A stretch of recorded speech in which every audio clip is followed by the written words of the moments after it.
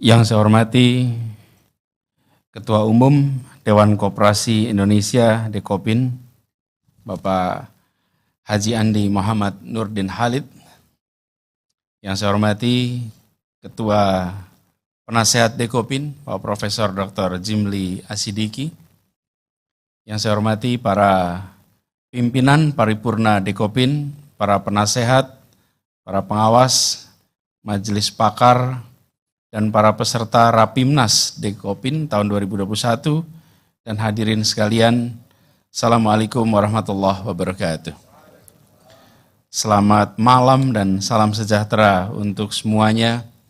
Izinkan dalam kesempatan ini, saya pertama mengucapkan selamat atas kepengurusan yang baru saja dilantik. Insya Allah sukses dalam menjalankan amanatnya. Kita semua merasa bersyukur bahwa kondisi pandemi ini sudah terkendali. Tadi Pak Erlangga sudah menceritakan panjang, Pak Menko. Dan kita berharap nanti recovery lebih cepat, koperasi tumbuh lebih cepat lagi. Amin, amin. Tahun ini, Bapak sekalian, kita memperingati kemerdekaan yang ke-76, kemerdekaan Republik Indonesia. Dan bila kita reflektif, menengok ke belakang sedikit, para founding father ketika memproklamasikan kemerdekaan, mereka memiliki tekad bahwa kemerdekaan itu adalah pintu gerbang menuju kepada Indonesia yang tentu merdeka, bersatu, berdaulat, adil, dan makmur. Merdeka, bersatu, berdaulat, adil dan makmur itu sesuatu yang harus diperjuangkan. Tidak hadir tiba-tiba dan tidak hadir otomatis. Sama seperti kebinekaan. Kebinekaan, keberagaman itu adalah ciptaan Tuhan. Tapi persatuan itu diusahakan oleh manusia. Kebinekaan bukan ciptaan manusia. Itu ciptaan Tuhan, sunatullah itu. Karena itu tidak perlu dibangga-banggakan. Itu bukan bikinan kita. Tapi bersatu itu ikhtiar kita. Sama, kekayaan alam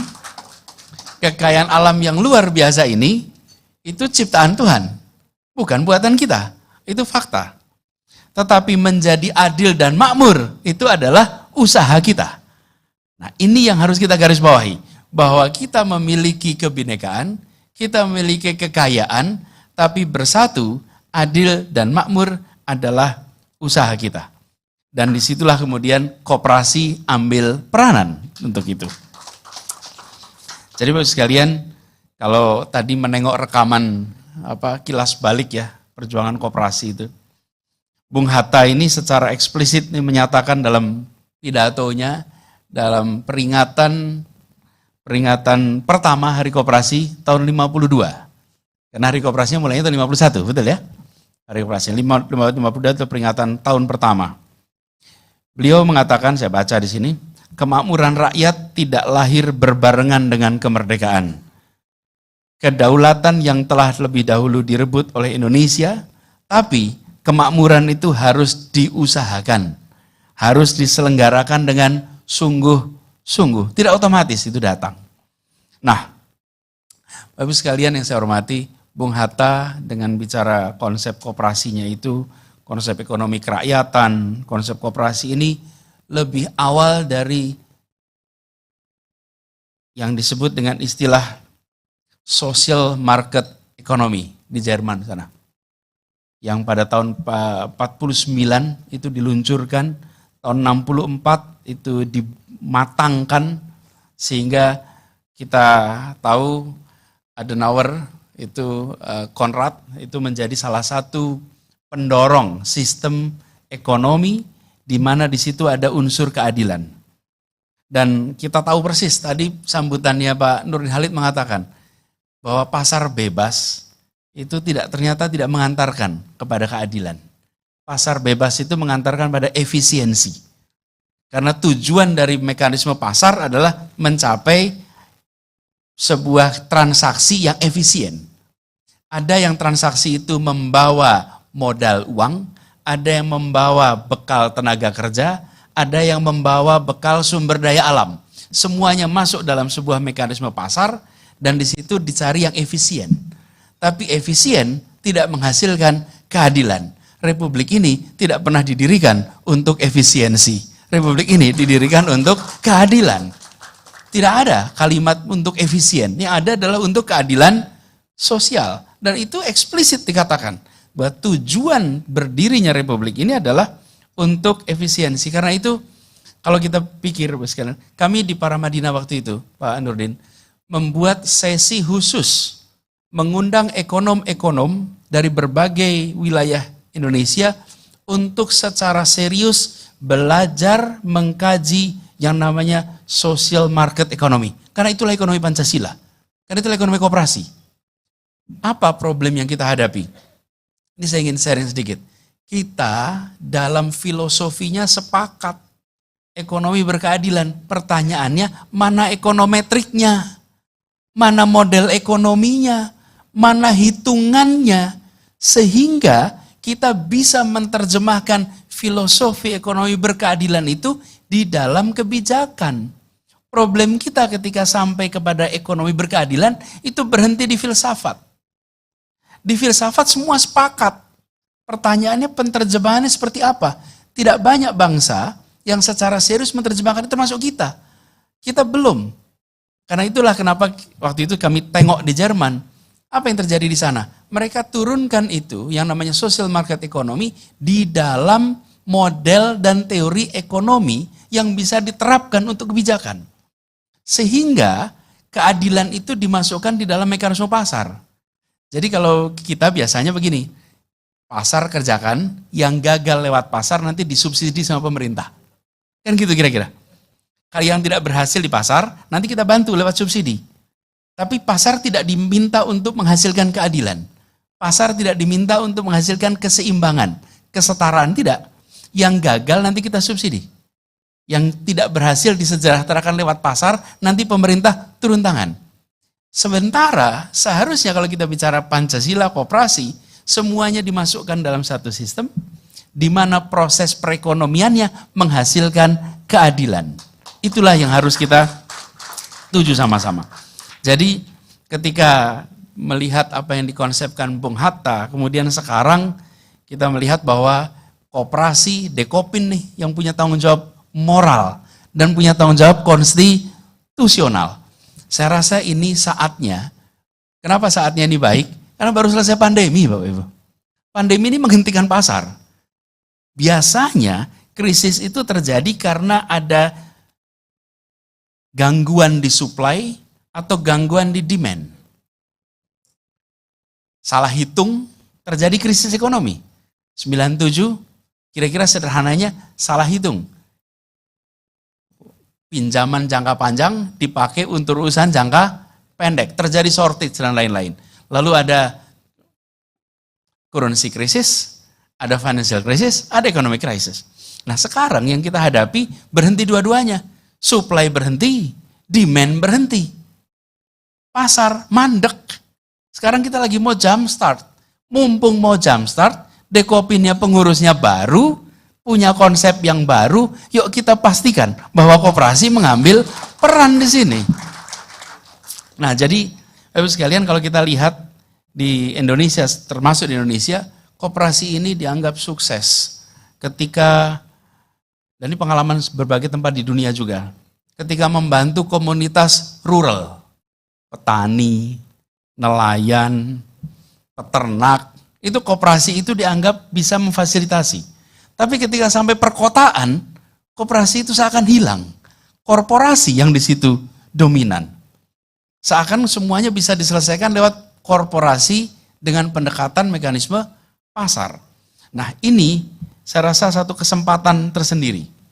Kenapa saya? Nah di sini saya mau sampaikan sebagai orang yang lagi ngurusin Jakarta nih, bahwa kami di Jakarta sekarang sedang mendorong pemanfaatan koperasi untuk pengelolaan rumah susun kita.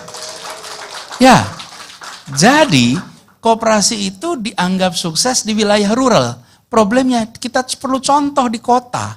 Kapan kita bisa lakukan? Bapak Ibu sekalian mungkin pernah dengar kampung akuarium. Pernah tergusur waktu itu. Ingat ya? Dan kemudian kampung itu kita bangun kembali. Kita bangun rumah susun, bukan rumah susun, kampung susun. Karena kalau rumah susun itu deretan kotak-kotak rumah yang tidak nyambung satu sama lain. Yang mau kita bangun kembali itu bukan rumah, tapi kampungnya. Kampung itu sosiologis. Kampung itu bukan tentang bangunan. Kampung itu tentang interaksi antar orang. Kampung itu khas di Indonesia. Bahasa Inggris itu punya 1 juta kosakata. Bahasa Inggris. Bahasa Indonesia cuma 135.000. Bahasa Inggris 1 juta kosakata.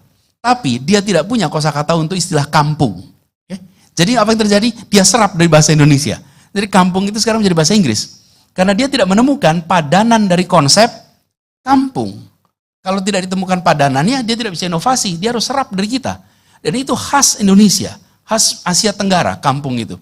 Nah, kita tumbuhkan kembali kampung akuarium. Lalu apa yang terjadi?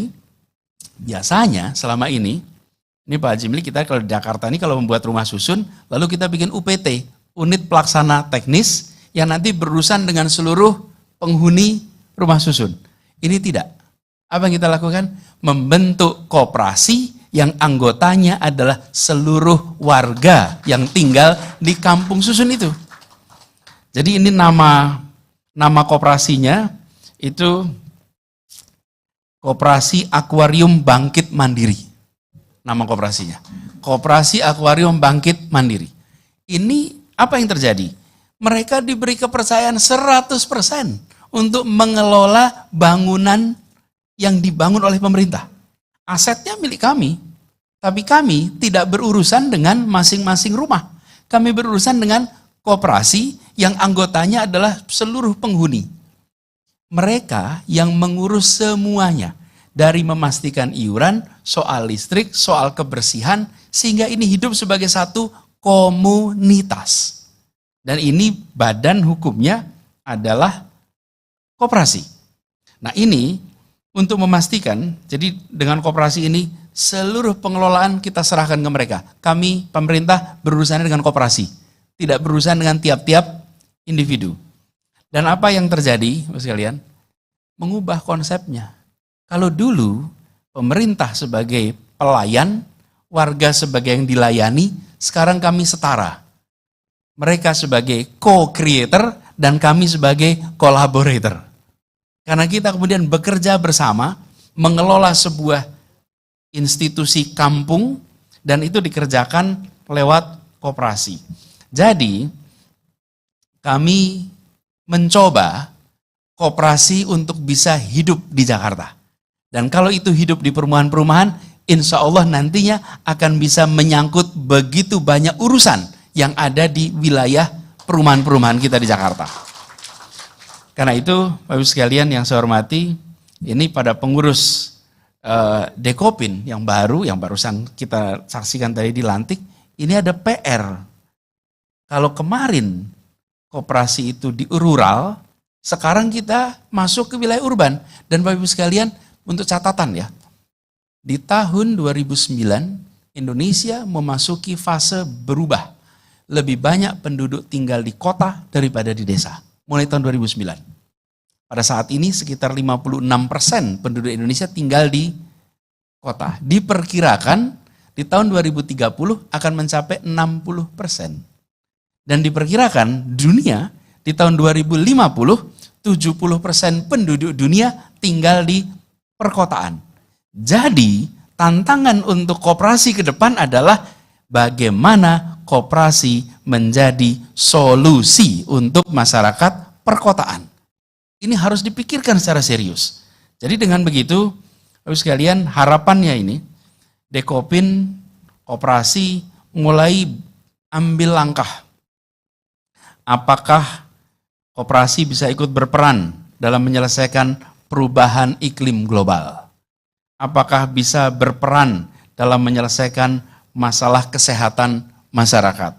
Apakah bisa membantu berperan dalam menangani krisis air bersih di perkotaan? Bapak sekalian, kami melihat peluangnya besar sekali. Karena semua itu membutuhkan kerja bersama dan institusi koperasi sangat mungkin masuk. Karena itu harapannya di dalam Rapimnas kali ini sebagai sebuah titik awal ada pandemi yang menginterupsi perekonomian kita. Kita berkesempatan untuk melakukan konstruksi baru atas tatanan di perkotaan. Indonesia masuk kawasan, masuk wilayah lebih banyak perkotaan. Kami di Jakarta punya contoh pengelolaan menggunakan koperasi. Mudah-mudahan nanti Rapimnas ini bisa menghasilkan, atau Rakernas ya, Rapimnas bisa menghasilkan terobosan-terobosan untuk koperasi makin relevan dan bermanfaat untuk kota-kota dan Indonesia di masa depan. Dan mudah-mudahan nantinya, ini prinsip koperasi, bukan saja efisiensi, tapi justru keadilan. Bapak Ibu sekalian, persatuan ini sulit dijaga dalam ketimpangan. Kita coba cari contoh, di mana ada persatuan dalam ketimpangan. Kalau persatuan itu selalu ada, hanya mensyaratkan kesetaraan. Syaratnya persatuan adalah keadilan. Kalau kita tidak membangun sistem yang berkeadilan, akan sulit sekali membangun persatuan. Tapi bila ada sistem yang berkeadilan, sistem yang memberikan kesetaraan, dan koperasi bisa melakukan itu, insya Allah kita akan punya persatuan Indonesia terus. Demikian barangkali sambutan dari kami. Terima kasih. Kurang lebih mohon maaf. Assalamualaikum warahmatullahi wabarakatuh.